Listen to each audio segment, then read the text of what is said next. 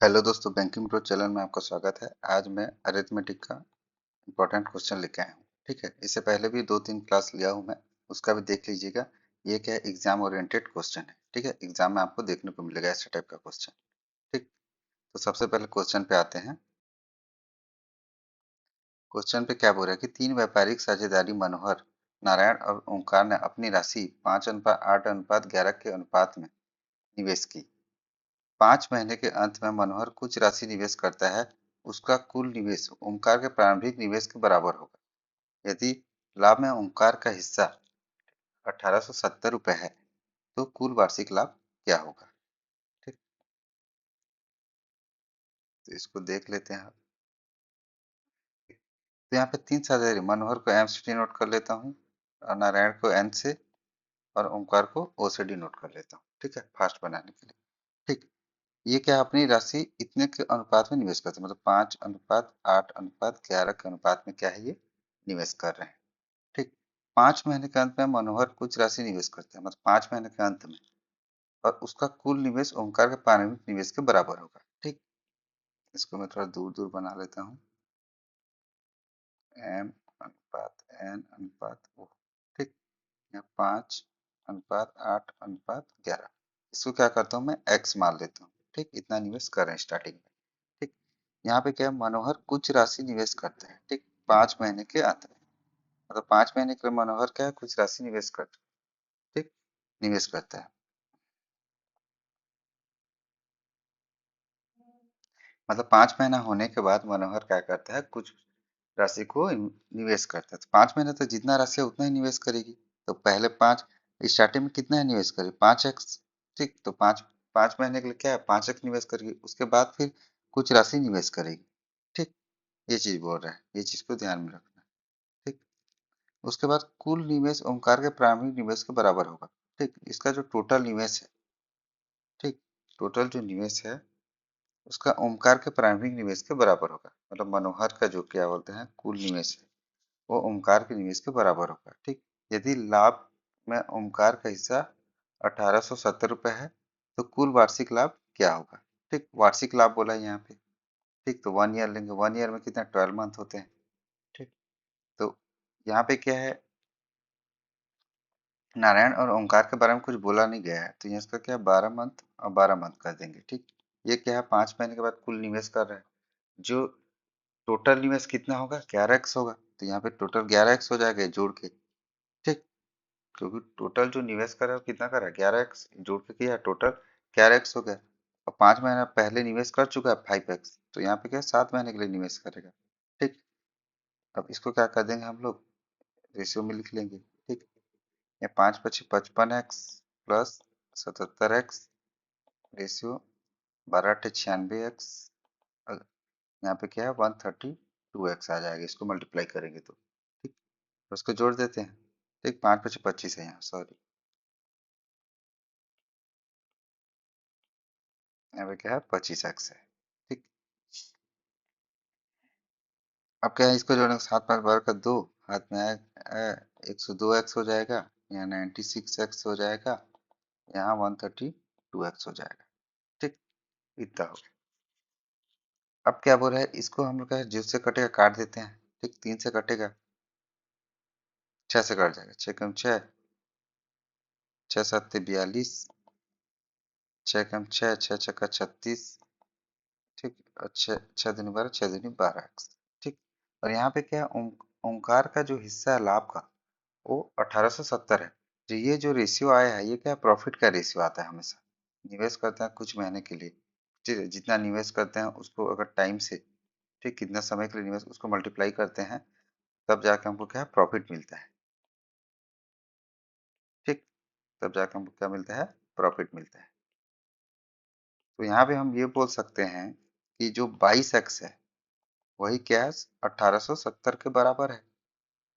ठीक, जो 22x है 1870 के बराबर है, क्योंकि ओमकार का जो हिस्सा है वो 1870 रुपये है। जो प्रॉफिट मिला कितना मिला, 1870।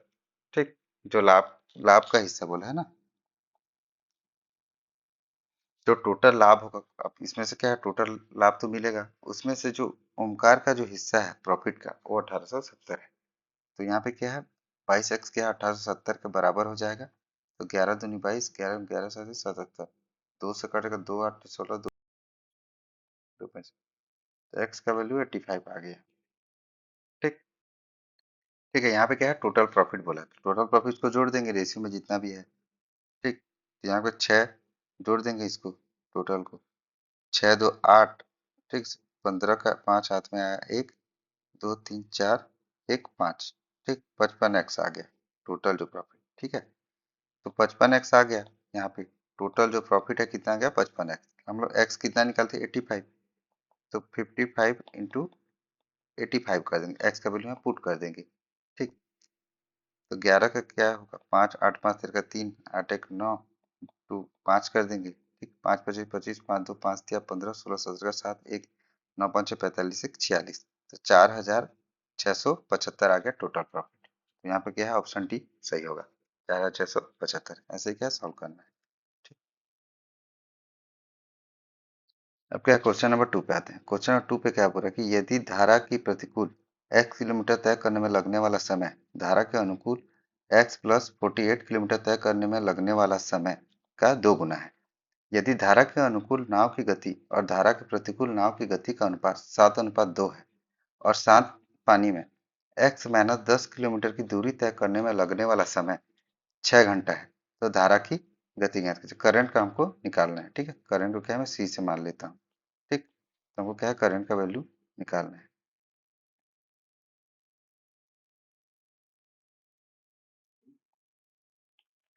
तो ये देखो, यहाँ पे सबसे देखो, धारा के प्रतिकूल x किलोमीटर तय करने में लगने वाला समय, मतलब कि अपस्ट्रीम का जो टाइम है, ठीक, अपस्ट्रीम का जो टाइम है,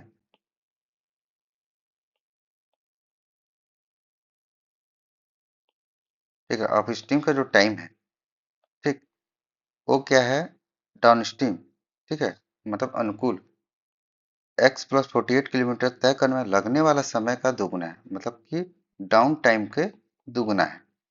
ठीक, अपस्ट्रीम में जितना चलेगी, ठीक, उसमें जितना टाइम लगेगा, डाउन स्ट्रीम में जितना चलेगी उससे जितना टाइम लगेगा उसका दुगुना है। ठीक, अपस्ट्रीम का दुगुना है। ये क्वेश्चन में जैसा दिया वैसा मैं ड्रॉ कर दिया हूँ। ठीक, यदि धारा के अनुकूल नाव की गति और धारा के प्रतिकूल नाव की गति का अनुपात, मतलब धारा के अनुकूल नाव की गति, अनुकूल डाउन स्ट्रीम स्पीड, ठीक, और धारा के प्रतिकूल अप स्ट्रीम स्पीड, इसका जो रेशियो है कितना, 7:2 दिया है, ये भी हमको दिया हुआ है यहाँ पे। ठीक, अब क्या बोल रहा है कि शांत पानी में x माइनस 10 किलोमीटर की दूरी तय करने में लगने वाला समय 6 घंटा है। शांत पानी मतलब कि जो किलोमीटर कितना है, x माइनस 10 किलोमीटर दिया, टाइम इस पर 6 लग रहा है, तो यही क्या है, बोट का स्पीड होगा। ठीक, क्योंकि शांत पानी बोला है। ठीक, बोट का स्पीड क्या होगा, स्पीड क्या, डिस्टेंस अपॉन टाइम, तो डिस्टेंस कितना है, x माइनस 10 किलोमीटर। ठीक, और लगने वाला समय कितना, 6 घंटा है। ठीक, ऐसा सीधा सीधा डायरेक्टली मैं इसको बना दिया हूँ। ठीक, जिसको क्या है, थोड़ा सा डाउट हो रहा है, समझ में नहीं आ रहा हो, क्या करना, मेरा बोट एंड स्टेम का बेसिक का जो क्लास है उसको देख लेना, अच्छे से समझ में आ जाएगा, उसको एकदम डिटेल से अच्छे से बताया हूँ। ठीक, पार्ट 1 पार्ट 2 पार्ट 3 है, तीनों को देख लीजिएगा। ठीक, अब इतना हम लोग जितना क्वेश्चन में दिया था इतना हम ड्रॉ कर लिए। यहाँ पे क्या है, करंट का हमको वैल्यू निकालना है यहाँ पे। ठीक, मैं क्या, करंट का हमको वैल्यू निकालना है। देखो, अब सबसे पहले हम लोग क्या करेंगे, यहाँ पे देखो हमको दो डिस्टेंस दिया है, देखो x किलोमीटर है, जब क्या प्रतिकूल जाती है, और अनुकूल कितना, x प्लस 48 किलोमीटर है। ठीक, तो मैं क्या करूँ, देखो टाइम क्या होता है, डिस्टेंस अपॉन स्पीड होता है। ठीक, टाइम क्या होता है, डिस्टेंस अपॉन स्पीड होता है। तो मैं क्या करूँ, यहाँ पे इसका वैल्यू को रख दूंगा। ठीक, ठीक, यहाँ पे वैल्यू को रख दूंगा, तो अपस्ट्रीम टाइम क्या है, टाइम डिस्टेंस अपॉन स्पीड होता है। अपस्ट्रीम में क्या है, प्रतिकूल में क्या है, x किलोमीटर जा रही है, तो डिस्टेंस क्या होगा, x हो गया। ठीक, और स्पीड क्या होगा, क्योंकि प्रतिकूल है तो अपस्ट्रीम स्पीड होगा। ठीक, यहाँ पे वैल्यू को सीधा रख रहे हैं। ठीक,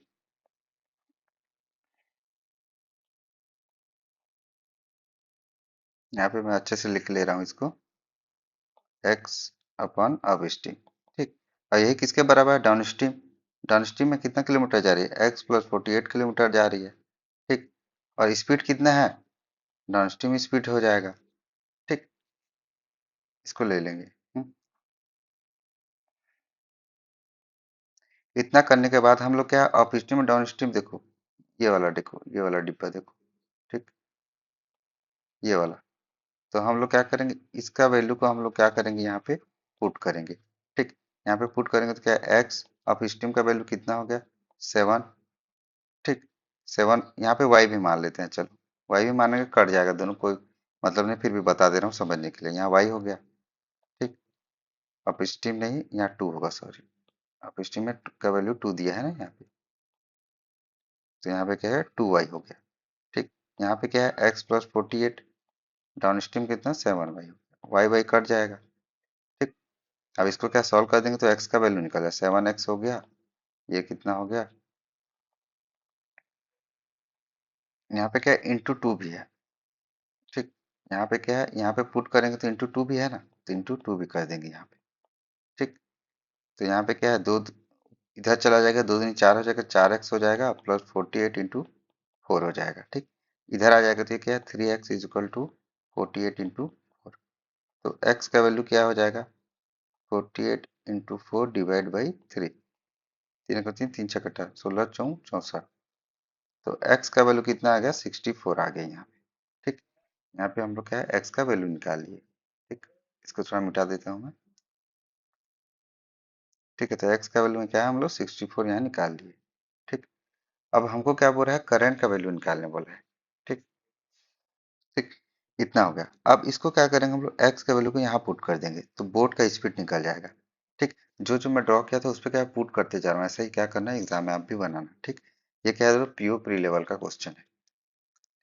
यहाँ पे क्या 64 माइनस 10 डिवाइड बाई 6 हो जाएगा, यहाँ पे कर देंगे तो बोर्ड का स्पीड आ जाएगा, बोर्ड का स्पीड कितना आ जाएगा 54 डिवाइड बाई 6, 6 9 54, तो बोर्ड का जो स्पीड है वो कितना आ जाएगा 9 आ गया, ठीक। यहाँ पे ठीक 9 छक्के 54 होता है, इतना हम लोग कर लिए, ठीक।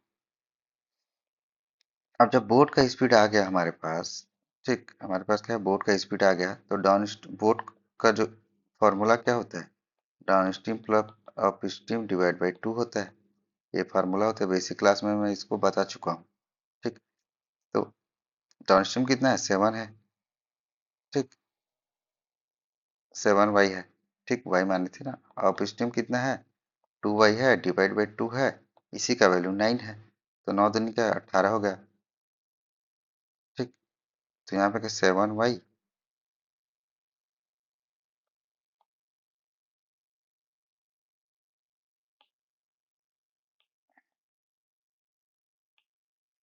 ठीक। यहाँ पे क्या होगा 7y plus 2y is equal to 9 दूनी 18, 9y इज इक्वल टू 18, तो y का वैल्यू कितना आ जाएगा 9 दूनी 18 2, यहाँ पे 2 आ गया, ठीक। y का वैल्यू हमारा क्या आ गया 2 आ गया, यहाँ पे इसको थोड़ा मिटा दे रहा हूँ, ठीक। तो y का वैल्यू यहाँ 2 आ गया, तो y का वैल्यू को क्या है यहाँ पुट कर दूंगा, ठीक। तो डाउन स्ट्रीम स्पीड क्या हो जाएगा 14 हो जाएगा, अप स्ट्रीम स्पीड कितना होगा 4 हो जाएगा, ठीक। करंट का वैल्यू निकालना है तो डाउन स्ट्रीम प्लस, ठीक, करंट का वैल्यू निकालते हैं down stream minus up stream divide by 2 हो जाएगा, ठीक। डाउन स्ट्रीम कितना 14 आ गया, अप स्ट्रीम कितना 4 डिवाइड बाई 2, तो 10 डिवाइड बाई 2, 2 5 6 10, तो करंट का वैल्यू कितना आ जाएगा 5 आ जाएगा, ठीक। तो हमारा करंट का वैल्यू कितना आ गया 5 आ गया, तो ऑप्शन सी क्या होगा इसका सही होगा। तो ऐसे ही क्या है सॉल्व करना, थोड़ा सा क्या है घुमाने वाला क्वेश्चन है ये, घुमाने वाला नहीं मतलब डेटा ज़्यादा दिया हुआ है, तो उसमें सॉल्व करना है, ऐसे ही सॉल्व करना है इसको, ठीक। आप क्या क्वेश्चन नंबर 3 पे आते हैं, ठीक। ऐसा टाइप का भी क्वेश्चन देखने को मिलता है, ठीक। क्वेश्चन नंबर 3 पे आते हैं, यदि हर में से 7 घटा दिया जाए तथा अंश में से 6 जोड़ दिया जाए तो अनुपात 2:7 हो जाता है, ठीक। जबकि यदि अंश में 6 घटा दिया जाए और हर में 5 जोड़ दिया जाए तो अनुपात 1:2 हो जाता है, अंश और हर दोनों के वर्ग का योग क्या होगा, ठीक। तो मान लेता हूँ अंश ऊपर में होता है हर नीचे होता है, तो अंश को पहले लेता हूँ, मान लो अंश को x मान लेता हूँ, हर को y मान लेता हूँ। यहाँ का हर में 7 घटा दिया जाए, हर में से 7 तो -7 कर देता हूँ, ठीक। अंश में 6 जोड़ दिया तो +6 कर देता हूँ, तो उसका जो अनुपात है, ठीक, 2:7 है, 7:2 हो जाएगा, ठीक। ये उल्टा दिया है ना, पहले हर को दिया फिर अंश को, ठीक। तो अंश ऊपर वाला होता है, हर क्या है नीचे होता है, ठीक। इतना हो गया। अब इसको क्या सॉल्व कर देंगे, 2x प्लस 6 दूनी 12 is equal to 7y minus 7 7 49। 2x को इधर ले जाएंगे, तो 7y minus 2x is equal to कितना हो जाएगा? ठीक, 49 50 60 61 हो जाएगा ये। ठीक, ये क्या इक्वेशन 1 आ गया। ठीक, अब आगे क्वेश्चन में क्या हो रहा है कि जब भी यदि अंश में 6 घटा दिया जाए, अंश x ही माने थे, उसमें क्या है 6 घटा देते हैं। ठीक, और हर में 5 जोड़ दिया जाए, मतलब y में 5 जोड़ देंगे, तो इसका अनुपात 1:2 आ जाएगा। इसको भी थोड़ा सॉल्व कर देंगे। ठीक, 2x माइनस 6 दूनी 12 is equal to y plus 5। 2x minus y is equal to, इसका वैल्यू कितना हो जाएगा? 17। ठीक, 12 इधर जाएगा तो प्लस हो जाएगा, ये इक्वेशन 2 आ जाएगा। ठीक, अब इन दोनों को क्या करेंगे हम लोग, सॉल्व कर लेंगे। ठीक, तो यहाँ पे क्या है, मैं किनारे में इसको सॉल्व करके बता देता हूँ। ठीक, यहाँ पे सॉल्व कर लेंगे। यहाँ पे क्या आएगा, इक्वेशन 1 को पहले लिख लेते हैं। -2x plus 7y is equal to 61। 2x minus y is equal to 70। ठीक, अब क्या है, ये माइनस प्लस ये कट जाएगा। ठीक, सेम वैल्यू है तो यहाँ पे क्या 6y आ जाएगा और इसका प्लस हो जाएगा 8, ये 70 हो जाएगा। 13 छक्के 78, तो y का वैल्यू कितना आ जाएगा? 13 आ गया। ठीक, तो y का वैल्यू 13 आ गया, तो y का वैल्यू क्या करेंगे, इक्वेशन 2 में मान लो पुट कर देंगे, यहाँ पुट कर देंगे। यहाँ 2x minus 13 is equal to 17, तो 2x का जो वैल्यू कितना आ जाएगा? 30, तो x का वैल्यू कितना आ जाएगा? 15। ठीक, तो हमारे पास क्या है, x और y का वैल्यू निकल गया। ये क्या बोला, अंश और हर दोनों के वर्ग का योग ज्ञात कीजिए। तो अंश कितना x माने थे, हर कितना y माने थे, इन दोनों के वर्ग का योग कर देंगे। ठीक, तो 13 का वर्ग कितना 169 होता है और 15 का वर्ग 225 होता है स्क्वायर, इसको जोड़ देंगे। 14 आ गया, 6 2 8 1 9 आ गया, ये 3 आ गया, तो 394 क्या होगा इसका आंसर होगा। तो ऑप्शन ई क्या होगा इसका सही होगा। तो ऐसे ही क्या है, क्वेश्चन को सॉल्व करना है, जैसा दिया है क्वेश्चन में वैसे ही ड्रॉ करते जाना है और क्वेश्चन को सॉल्व करना है। ठीक, इजी क्वेश्चन था ये।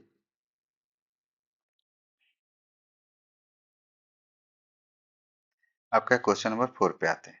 ठीक, सालू और विशाल ने 16,000 रुपए के कुल निवेश के साथ एक साझेदारी प्रवेश किया। ठीक, और जिस समय अवधि के लिए उन्होंने निवेश किया वह क्रमशः 3:1 के अनुपात में है। यदि सालू और विशाल के लाभ हिस्से का अनुपात 9:5 है तो सालू का निवेश ज्ञात कीजिए। ठीक, तो इसमें क्या है, सालू को एस से डिनोट कर लेता हूँ, विशाल को भी से डिनोट कर लेता हूँ। ठीक, ये लोग क्या है, टोटल 16,000 रुपए का कुल निवेश करते हैं, तो मैं मान लेता हूँ सालू एक्स निवेश करता है। ठीक, तो विशाल क्या है, 16,000 माइनस एक्स निवेश करेगा। ठीक, क्योंकि टोटल क्या है 16,000 है, जब एक्स निवेश करेगा सालू तो विशाल से क्या है उसको माइनस कर देंगे टोटल में से। ठीक, तो हमको विशाल का वैल्यू निकल जाएगा। ठीक, और इसका जो टाइमिंग है वो क्या दिया है, 3:1, तो यहाँ पे इंटू 3 कर देंगे, यहाँ इंटू 1 कर देंगे। ठीक, क्योंकि कुछ भी यहाँ पे वेरिएबल लेंगे, ठीक है, क्योंकि रेशियो में दिया रहता है। इसमें मान लो, इसको ऐसे समझो, यहाँ पे 3:1 है। ठीक, तो इसको क्या 3x मानेंगे, इसको x मानेंगे। ठीक, तो इसका रेशियो हो गया। इसका रेशियो क्या, अगर कुछ भी वेरिएबल जैसे x इसमें मल्टीप्लाई करेंगे या y मल्टीप्लाई करेंगे या कुछ भी मल्टीप्लाई करेंगे तो दोनों कट जाएंगे, इसलिए मैं सीधा क्या है डायरेक्टली वैल्यू लिया हूँ, x नहीं माना। ये चीज बताना था मेरे को। ठीक, अब उसके बाद क्या हो रहा है कि सालू और विशाल के लाभ हिस्से का अनुपात 9:1 है, तो लाभ हिस्से 9:1 है, तो सालू का निवेश ज्ञात कीजिए। ठीक, तो इनका जो रेशियो है प्रॉफिट का वो क्या है 9:5 है। ठीक, तो हम लोग इसको कैसे लिखेंगे, यहाँ 3x कर लेंगे। ठीक, और यहाँ पे क्या होगा 16,000 माइनस एक्स कर देंगे। ठीक, इसका वैल्यू 9:5 के बराबर है। ठीक है, 9/5 के बराबर है। अब क्या है, इसको हम सॉल्व कर देंगे। यहाँ पे 5 को मल्टीप्लाई कर 3 से इसको ऊपर ऊपर को कट, जो जो कटता है उसको काट देंगे, ऊपर का काट देंगे, 3 एकम 3 3 तिया 9, तो यहाँ पे क्या आ जाएगा 5 को इधर से मल्टीप्लाई कर देंगे 5x, जब 16,000 इंटू 3 कर देंगे।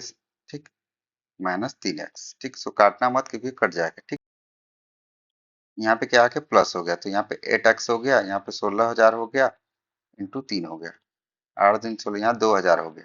ठीक, तो x का वैल्यू कितना हो गया 6,000, और x किसको माने थे हम लोग, सालू को माने थे। और यहाँ पे सालों का निवेश ही पूछा है। ठीक, तो हमारा जो आंसर क्या होगा, 6,000 होगा, तो ऑप्शन ए क्या होगा, सही होगा। तो ऐसे ही क्या है, इसको सॉल्व करना है। ठीक, अब क्या है, क्वेश्चन नंबर 5 आते हैं। क्वेश्चन नंबर 5 में क्या वर्क है, प्रणय की उम्र रोशन की उम्र से 9 वर्ष कम है। यदि 12 वर्ष बाद रोशन की आयु और शिवम की वर्तमान आयु का अनुपात 11:6 है और वर्तमान में शिवम की आयु प्रणय की आयु का 1.5 गुना है, तो 7 वर्ष बाद प्रणय की आयु क्या होगी। तो ये क्या है, एजेस का क्वेश्चन है। तो सबसे पहले क्या, प्रणय को पीआर से ले लेता हूँ। ठीक, और रोशन को क्या लेता हूँ, आरओ ले लेता हूँ। ठीक है, तो प्रणय की उम्र रोशन की उम्र से 9 वर्ष कम है। तो प्रणय की उम्र जो है रोशन की उम्र से 9 वर्ष कम है।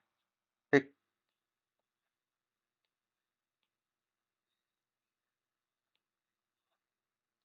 यहाँ पे क्या है, प्रणय की उम्र क्या है, रोशन की उम्र से 9 वर्ष कम है। ऐसा जो जो दिया है मैं उसको क्या कर रहा हूँ, यहाँ पे ड्रॉ कर रहा हूँ। ठीक, यदि 12 वर्ष बाद रोशन की आयु और शिवम की वर्तमान आयु का अनुपात 11x है। ठीक, तो रोशन का आयु 12 वर्ष बाद, ठीक, और शिवम की वर्तमान आयु, ठीक, इन दोनों का जो रेशियो 11:6 है। ठीक है, तो मैं इसको x मान लेता हूँ। ठीक, क्योंकि रोशन का क्या है, प्लस 12 वर्ष बाद 11x है। यहाँ पे बोला है ना, 12 वर्ष के बाद उनकी आयु क्या है, 11:6 है, तो 11x मान लिया हूँ रोशन का। तो 12 वर्ष बाद है, तो रोशन का जो प्रेजेंट एज है उसे 12 कम कर देंगे, तो इसका क्या है, रोशन का प्रेजेंट एज निकल जाएगा। ठीक, क्योंकि 12 वर्ष के बाद 11x है, क्योंकि यहाँ रेशियो दिया है। ठीक, तो ये रेशियो जो दिया है क्या है, रोशन के 12 वर्ष के बाद वाला दिया है, और शिवम का क्या है, प्रेजेंट एज दिया है। तो शिवम का कुछ नहीं करेंगे, क्योंकि इसका शिवम में क्या प्रेजेंट एज ही बोला है, इसलिए।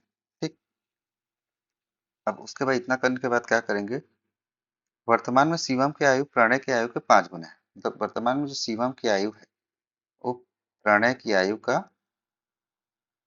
क्या है, 1.5 गुना है। ठीक, इतना ये बोला है। ठीक, ठीक, अब देखो, शिवम का क्या प्रेजेंट है, 6x है। अब प्रणय का क्या है, प्रणय देखो, यहाँ पे रोशन रोशन का जो प्रेजेंट है 11x-12 है, तो इसका वैल्यू हम लोग यहाँ लिख देंगे, तो प्रणय का एज निकल जाएगा। ठीक, तो प्रणय का एज निकल जाएगा, तो कितना आएगा प्रणय का एज, 11x-12 -9। ठीक, तो यहाँ पे क्या है, 11x-21 आ जाएगा यहाँ पे। ठीक, तो यहाँ पे क्या लिखता हूँ, 11x-21 इंटू 15/10 कर देता हूँ इसको। ठीक है, 5×3 = 15, 5×2 = 10। ठीक, तो 6x is equal to 11x-21 equal to 3/2 हो गया। ठीक, अब यहाँ 3 से ऊपर ऊपर कट जाएगा, 3×2 = 6 हो जाएगा। 2 को इधर ले जाएंगे तो यहाँ 4x हो जाएगा। ठीक, और यहाँ पे कितना हो जाएगा, 11x-21 हो जाएगा। ठीक, तो 7×4 = 11 होता है। यहाँ पे क्या होगा, 7×4 = 11, तो 7x इक्वल टू 21 हो जाएगा। तो 7×3 = 21, तो x का वैल्यू कितना आ जाएगा, यहाँ पे 3 आ जाएगा। ठीक, अब क्या हम कुछ भी निकाल सकते हैं, 7 वर्ष बाद प्रणय की आयु। ठीक है, तो प्रणय की आयु जो प्रेजेंट एज है कितना है, यहाँ पे 11x-21 है, तो x का वैल्यू 3 रख देंगे, 33 - 21। ठीक, तो यहाँ पे इसका जो वैल्यू कितना आ गया, 2 और 1 12 आ गया। तो प्रणय का जो प्रेजेंट एज है 12 है, लेकिन क्वेश्चन में क्या बोल रहा है कि 7 वर्ष बाद बोला, तो +7 कर देंगे, तो इसका वैल्यू कितना आ जाएगा, 19 आ जाएगा। ठीक, प्रणय का जो क्या है, 7 वर्ष बाद उसका एज कितना हो जाएगा, 19 हो जाएगा। ठीक, तो ऑप्शन डी क्या हो जाएगा, सही हो जाएगा। तो ऐसे ही क्या है, इसको सॉल्व करना।